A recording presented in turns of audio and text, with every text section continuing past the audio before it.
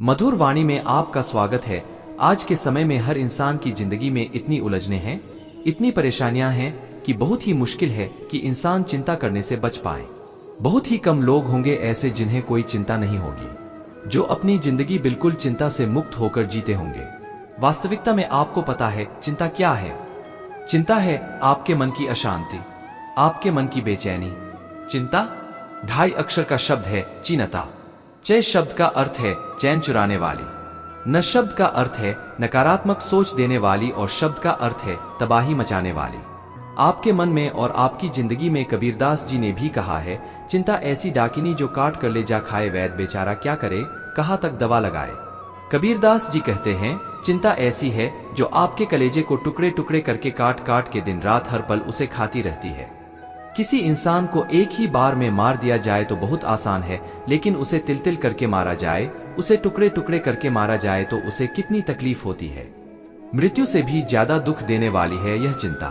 पर कभी आपने गौर किया कि आप चिंता करके कुछ बदल नहीं पाते हैं, चिंता करके कुछ सुधार नहीं पाते हैं। चाहे आप जितनी भी चिंता कर लें, पर आपका किसी बात पर कंट्रोल नहीं चलता है।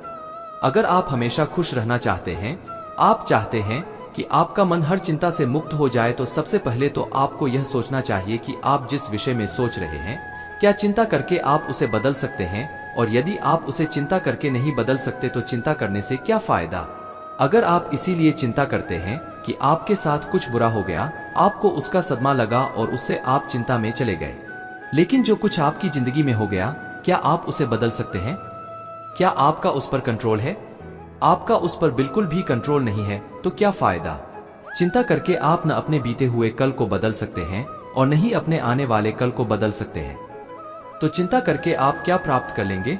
एक जंगल में एक झोपड़ी के अंदर 2 भिक्षु रहते थे। एक दिन वह नगर में भिक्षा करने के लिए गए, लेकिन जब वह भिक्षा करके वापस लौटे तो उन्होंने देखा कि उनके झोपड़ी के ऊपर जो छत थी, एक तूफान आया और उसमें उनकी छत उड़कर चली गई। उनमें से एक भिक्षु बहुत रोने लगा कि मैंने एक तो पहले ही सारा संसार छोड़ दिया परमात्मा की प्राप्ति के लिए, आत्मा के ज्ञान के लिए, लेकिन परमात्मा तुच्छ है, मुझे दुख देने में बड़ा मजा आता है। एक छोटी सी झोपड़ी, वह भी तुझसे सहन नहीं हुई, उसकी भी छत तूने तूफान में उड़ा ली। लेकिन दूसरा भिक्षु जब उसी बिना छत वाली झोपड़ी के अंदर सो रहा था तो उसने देखा कि रात में चांद तारे कितने सुंदर लग रहे हैं। वह मन ही मन परमात्मा को धन्यवाद देने लगा कि रात इतनी सुंदर होती है, मैंने कभी सोचा भी नहीं था।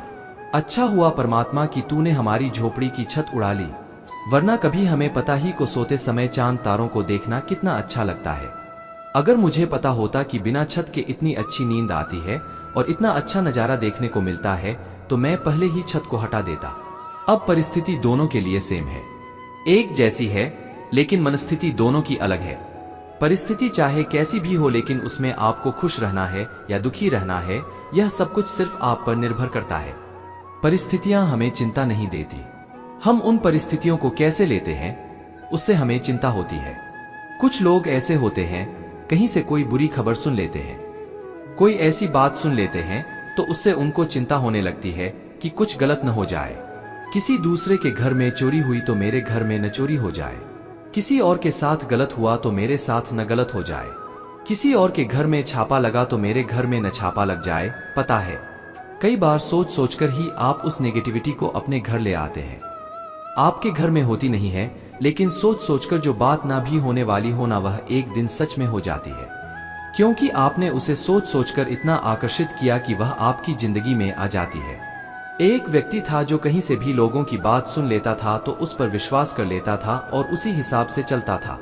उसकी बीवी उससे बहुत परेशान थी, एकदम वहमी हो गया था, उसे जो जैसा कहे उनकी बातों में आकर वैसा ही करने लग जाता था। उसकी पत्नी ने अपने फैमिली डॉक्टर से बात की, मेरे पति को यह बीमारी है, उसे जो जैसा कहें वह वैसा ही सोचने लग जाता है, मैं क्या करूं, बहुत परेशानी होती है, दुखी हो गई हूं मैं। तो उस डॉक्टर ने एक सलाह दी उसे कि जैसे जैसे मैं कहता हूं वैसे वैसे करती जाओ। जैसे ही सुबह को उठे तो तुम मुझसे कहना कि आज बहुत बीमार लग रहे हो, थके हुए लग रहे हो, और यही बात नौकर को भी कहनी है, यही बात जो तुम्हारा वॉचमैन है उसे भी कहनी है, जो तुम्हारा ड्राइवर है उसे भी कहनी है। जब वह ऑफिस पहुंचे अपने, तो वहां के लोग भी उसे वही बात कहें। तो उसकी पत्नी ने कहा, ठीक है। जैसे ही वह व्यक्ति सुबह को उठा वह उस दिन बहुत खुश था।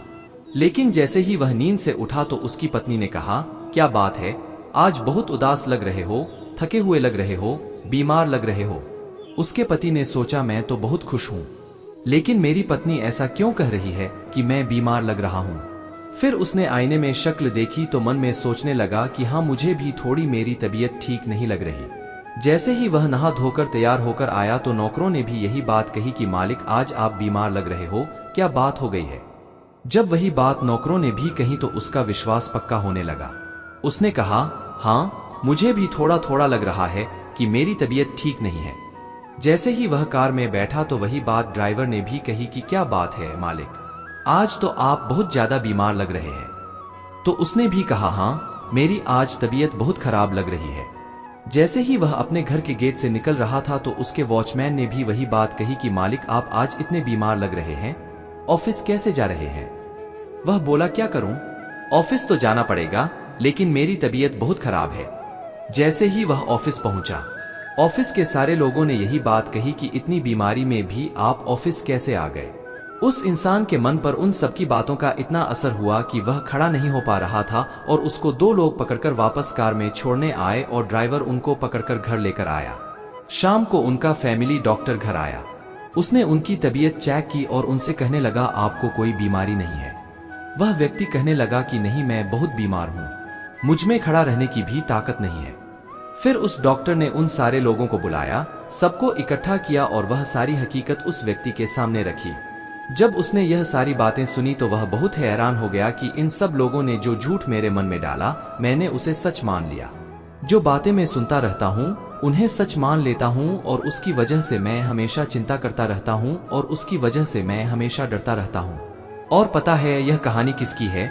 यह कहानी हमारी है। हम भी बेवजह डरते हैं, हम भी बेवजह चिंता करते हैं। कुछ सुन लेते हैं तो डर जाते हैं, कुछ देख लेते हैं तो चिंता में पड़ जाते हैं। हमारा डर, हमारी चिंता सच नहीं है। अगर हम इतनी सी बात को समझ जाएं कि जिस बात के बारे में हम चिंता कर रहे हैं, इतना ज्यादा सोच रहे हैं, वह सच नहीं है, ना ही वह सच होने वाला है। जो हुआ ही नहीं है उसको सोच सोचकर क्यों चिंता करना, और जो गुजर चुका है अब उसकी भी क्या चिंता करना। किसी भी परिस्थिति में चिंता आपकी जिंदगी में किसी भी प्रकार का लाभ नहीं दे सकती, किसी भी प्रकार की खुशी नहीं दे सकती। तो आज से अब से अपने मन में यह निश्चय कर लो, परिस्थिति चाहे कैसी भी हो, लेकिन हमारी मन की स्थिति कभी नहीं बिगड़ेगी। चाहे कैसी भी परिस्थितियां आ जाएं, लेकिन हम चिंता नहीं करेंगे। हम मन से हमेशा निश्चिंत और खुश रहेंगे। आप मन में यह बात बिठा लो कि चिंता करने से कुछ नहीं बदलेगा, जो कुछ भी बदलेगा आपके गर्म करने से बदलेगा। मधुर वाणी चैनल को लाइक और सब्सक्राइब करना ना भूले। आप हमेशा खुश रहे हो, मैं भगवान से प्रार्थना करूंगा। जय श्री कृष्णा।